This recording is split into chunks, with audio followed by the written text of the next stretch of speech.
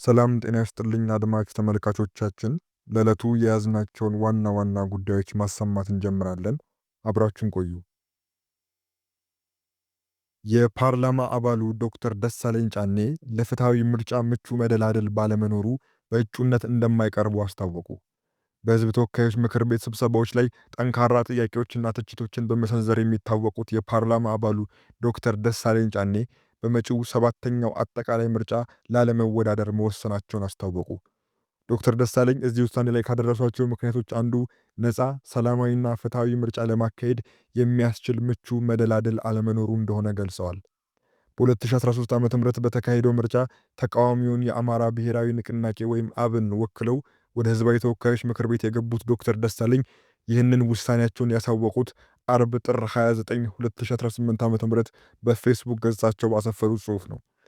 ዶክተር ደሳለኝ በስድስተኛው አጠቃላይ ምርጫ የባህር ዳር ከተማን ወክለው ከተመረጡ በኋላ ከ2014 ዓ.ም መጀመሪያ አንስቶ በአገሪቱ ሕግ አውጪ ምክር ቤት ውስጥ አባል ሆነው ቆይተዋል። የምክር ቤት አባሉ በመጪው ግንቦት ለሚካሄደው ጠቅላላ ምርጫ በእጩነት ስለመመዝገብ አለመመዝገባቸው ከመራጮች ከደጋፊዎችና ከመገናኛ ብዙሃን በተደጋጋሚ ጥያቄ ሲቀርብላቸው መቆየቱን ገልጸዋል። የኢትዮጵያ ብሔራዊ ምርጫ ቦርድ ይፋ ባደረገው የጊዜ ሰሌዳ መሰረት ጥር 1 ቀን የጀመረው የእጩዎች ምዝገባ በመጪው እሁድ የካቲት 1 ቀን ይጠናቀቃል። ቀድሞ በሊቀመንበርነት ጭምር ከመሩት አብን የለቀቁት ዶክተር ደሳለኝ ሌሎች ፓርቲዎችን ወክለው በመጪው ምርጫ እንዲወዳደሩ ጥያቄ ቀርቦላቸው እንደነበር አመልክተዋል። አንዳንድ ፓርቲዎችም ባህር ዳርም ሆነ አዲስ አበባ በፈለግኩበት ቦታ በእጩነት እንድቀርብ እድሉን ሰጥተው ነበር ብለዋል። በግል እጩነት ቀርቦ የመወዳደር ሐሳብንም በጥልቀት እንዳሰቡበት አስረድተዋል። ሆኖም ግን በመጪው ሰባተኛው ዙር ምርጫ ራሴን በእጩነት ላለማቅረብ መወሰኔን ለሕዝቤ ይፋ ማድረግ እፈልጋለሁ ሲሉ ውሳኔያቸውን አሳውቀዋል።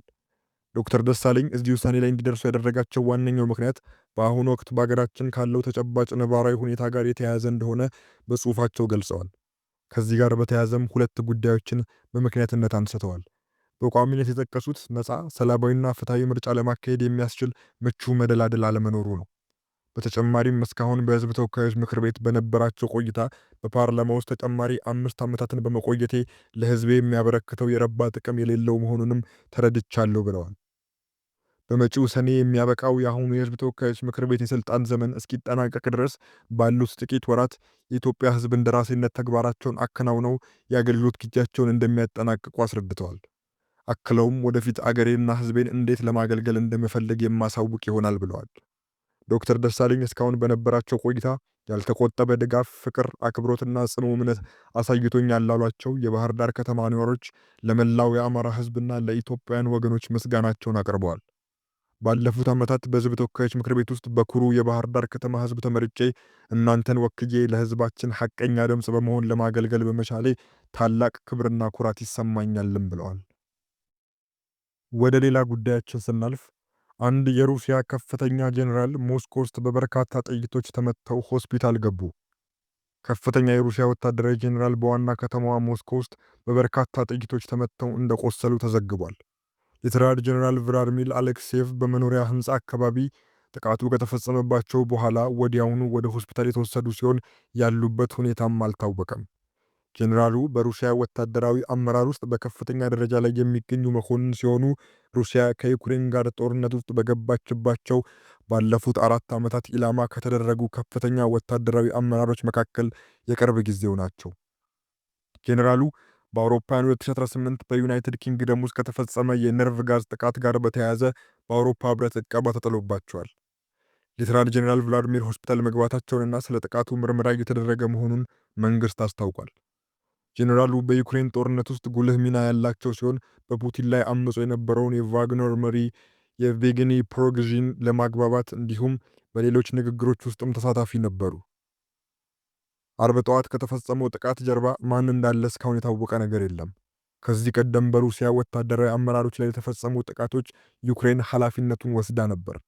ከ2 ዓመት በፊት የሩሲያ የባዮሎጂካል እና ኬሚካል ጦር መሳሪያ መከላከያ ጦር አዛዥ የነበሩት ሌተናል ጄኔራል ኢጎር ኪርሎቭ ሞስኮ ውስጥ በመኪና ላይ በተጠመደ ቦምብ መገደላቸው ይታወሳል። አሜሪካ ከኢራን ጋር የምታደርገው ድርድር ከመጀመሩ በፊት ዜጎቿ ኢራንን ለቀው እንዲወጡ አዘዘች።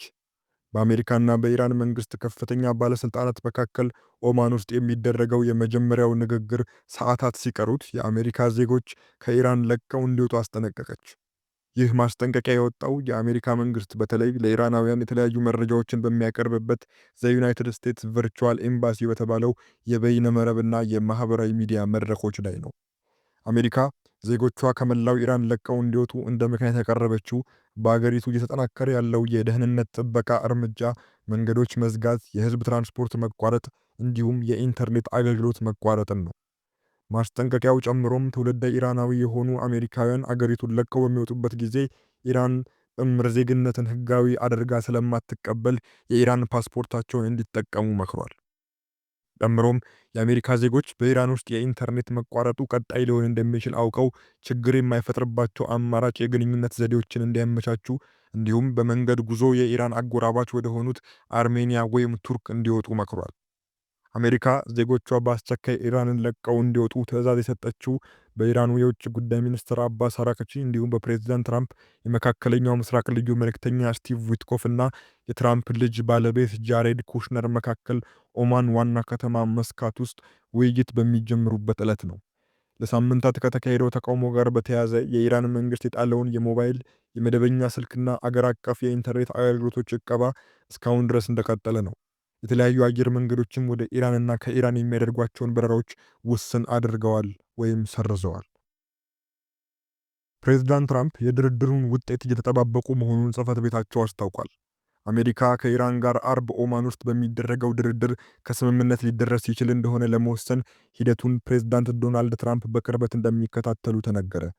የዋይት ሃውስ ቃል አቀባይ ካሮላይን ሌቪት ኦማን መስካት ውስጥ ድርድሩ ከመጀመሩ በፊት ሐሙስ ሌሊት በሰጡት መግለጫ ፕሬዝዳንት ትራምፕ ከንግግሩ ውጤት እንደሚጠብቁ አመልክተዋል። ወዳጆቻችን ይሁኑ ጠላቶቻችን፣ በዓለም ዙሪያ ካሉ ሀገራት ጋር በሚኖረው ግንኙነት ፕሬዝዳንታችን ሁልጊዜም ዲፕሎማሲ የመጀመሪያ ምርጫቸው ነው ብለዋል። ስለዚህም ፕሬዝዳንት ትራምፕ የመካከለኛው ምስራቅ ልዩ ተወካያቸውን ስቲቭ ዊትኮፍ እና የልጃቸውን ባል ጃሬድ ኩሽነርን ለድርድር ልከዋል በማለት ውጤቱ ምን ሊሆን እንደሚችል የምናየው ነው። ፕሬዝዳንቱ ከተደራዳሪዎቻቸው ውጤቱን ለመስማት እየተጠባበቁ ነው ብለዋል። የዋይት ሃውስ ቃል አቀባዩ እንዳሉት ፕሬዝዳንት ዶናልድ ትራምፕ ከኢራን መንግስት የሚፈልጉት ነገር በጣም ግልጽ የሆነ ጉዳይ ነው። እሱም ምንም አይነት የኒውክሌር አቅም እንዳይኖር ማድረግ ነው ብለዋል። ካሮላይን ሌቪት ድርድሩ ከመጀመሩ በፊት ለኢራን ባለስልጣናት አሜሪካ ሁሉም አይነት አማራጮች ስላሏት ከስምምነት እንዲደረስ ግልጽ የማስጠንቀቂያ መልእክት አስተላልፈዋል። ድርድሩ ሊጀመር በተቃረበበት ጊዜ ፕሬዝዳንት ትራምፕ በዓለም ታሪክ በጣም ኃያሉ የጦር ኃይል ጠቅላይ አዛዥ እንደመሆናቸው ከዲፕሎማሲው ባሻገር በርካታ አማራጮች እንዳሏቸው የኢራን መንግስትን ላስታውስ እፈልጋለሁ ብለዋል።